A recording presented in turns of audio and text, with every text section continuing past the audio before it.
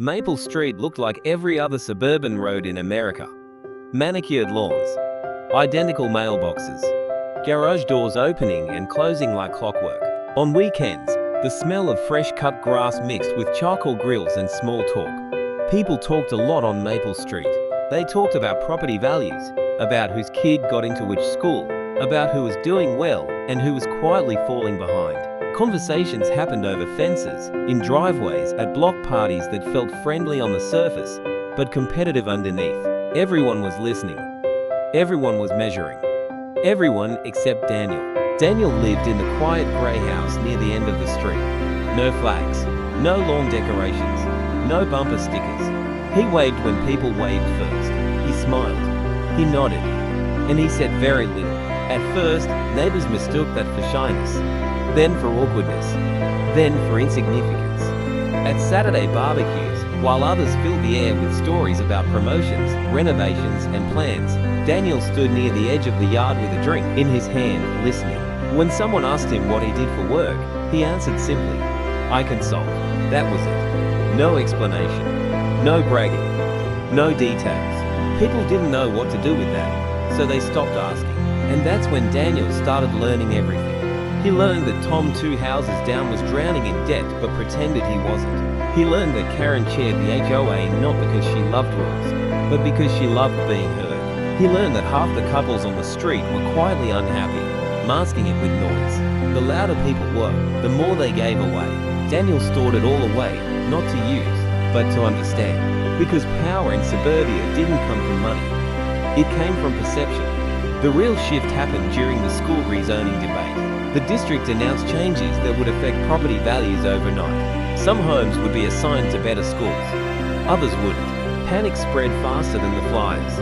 Emergency meetings were called. Group chats exploded. Neighbors argued in circles, loudly announcing opinions, fears, and strategies. Everyone spoke at once. Daniel listened. At the first HOA meeting, the room buzzed with frustration.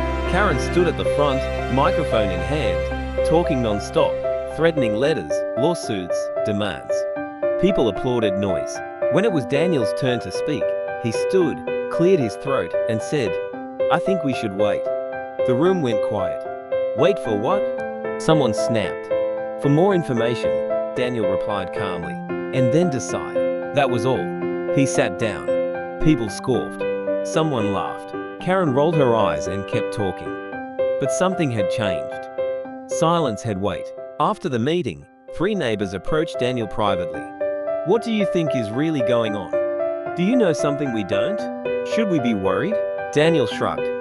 "Hard to say," he replied, and walked away. The speculation did the rest.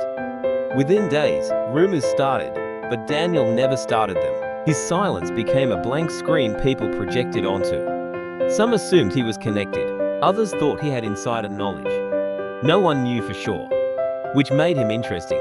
At the next meeting, people listened when Daniel spoke, not because he spoke more, but because he spoke less. Meanwhile, Karen talked herself into trouble. Emails she sent in anger got forwarded. Statements she made publicly were contradicted later.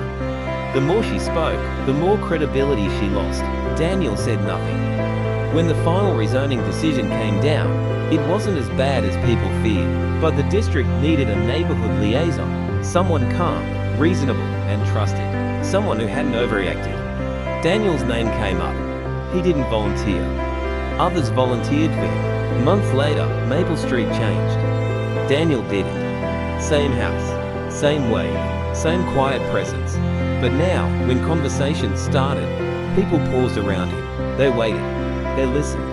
Because they had learned something without realizing it. In a world full of noise, the quiet voice carries the furthest.